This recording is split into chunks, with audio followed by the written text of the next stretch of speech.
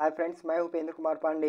आप देख रहे हैं पंडित उपेंद्र स्टडी क्लासेस में। गैस में जैसा कि आप लोग को ऑटोमोबाइल इंजीनियरिंग के सेकंड वाले चैप्टर ट्रांसमिशन सिस्टम के कुछ टॉपिक आपको नेक्स्ट क्लासेस में बात किया था। आज का टॉपिक होने वाला है पिछला धुरा क्या होता है।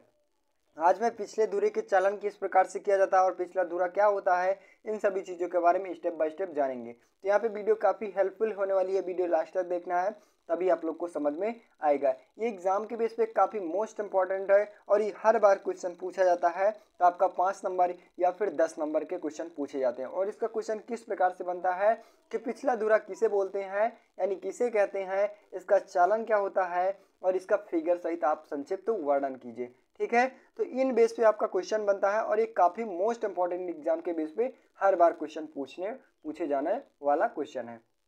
चलिए, हम जैसा कि आप स्क्रीन के माध्यम से देख पा रहे हैं, पिछला धुरा क्या होता है। अब पिछला धुरा की बात करें, जब गाड़ियों में क्या होता है कि दोनों पहियों को आपस में चलाया जाता है रेलगाड़ियों पे, यानी कहने का मतलब है सड़कों पर। जब क्या होता है कि जब हम दोनों पहियों को आपस में चलाते हैं तो क्या होता है, जो उनके बीच में यहाँ पे देखेंगे फिगर के माध्यम से आपका, तो यहाँ पे जैसा कि आप लोग को देख पा रहे हैं, ये भाई साहब, ये आपका पहिया और ये आपका पहिया है और ये क्या आपका डिफरेंशियल गियर है, जिनके माध्यम से क्या होता है आपका इंजन से जो भी प्रोसेस यानी जो भी शक्ति संचरण किया जाता है वो डिफरेंशियल के माध्यम से दोनों पार्टों में, दोनों पहियों में कन्वर्ट कर दिया जाता है। अब उसको कन्वर्ट किया जाए तो किन माध्यम से कन्वर्ट किया जाता है, मतलब किस माध्यम से बांटा जाएगा, तो आपको एक्सल के माध्यम से बांटा जाएगा।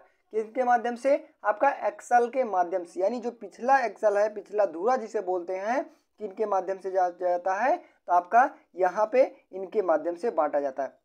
अब एक चीज और बता दूं कि जब रेलगाड़ियों में दोनों पहिए आपस में चलती हैं तब कहीं पे क्या होता है, आपस में मोड़ आ जाता है। मोड़ आ जाता है तो किन माध्यमों से मुड़ता है, मतलब कहने का मतलब है कि आपका जो पहिया है, आपका जो पहिया कहने का मतलब आपका कुछ इस प्रकार से कर दिया जाए, इस तरफ से टर्न किया जाए, तो ये वाला जो पहिया है, ये वाला पहिए की क्या होता है, घूमने की ज़्यादा आवश्यकता होगी और ये वाले पहिए को कम घूमने की आवश्यकता होगी। तो इन्हें किनके माध्यम से कंट्रोल किया जाता है, तो आपको डिफरेंशियल के माध्यम से, और डिफरेंशियल के माध्यम से ना कन्वर्ट करके अगर नहीं लगाया जाता है तो किनके माध्यम से उसे कन्वर्ट किया जाता है, तो पिछले धुरे के माध्यम से उसे कन्वर्ट कर लिया जाता है। कैसे, क्यों किया जाता है, तो यहाँ पे आप देखेंगे ये वाला जब पहिया जब घूमता है तो ये वाला पहिया क्या होता है, आपका हल्का सा रुकने की स्थिति में आ जाता है, मतलब रुकने की स्थिति में आ जाता है।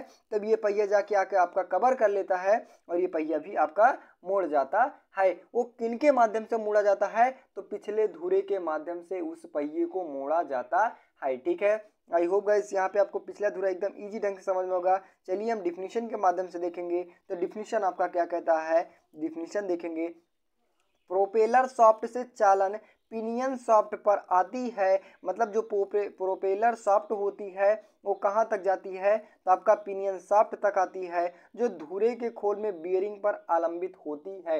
जो यहाँ पे डिफरेंशियल गियर लगाया गया, यानी जो बियरिंग आलंबित होती है उन पर तक आती है। आगे बात करें, क्राउन व्हील पिनियन के साथ मेश होता है तथा उस शाफ्ट पर लगा होता है, जिसके किनारों पर पहियों की अक्षीय दिशा में गति रोकने की व्यवस्था होती है।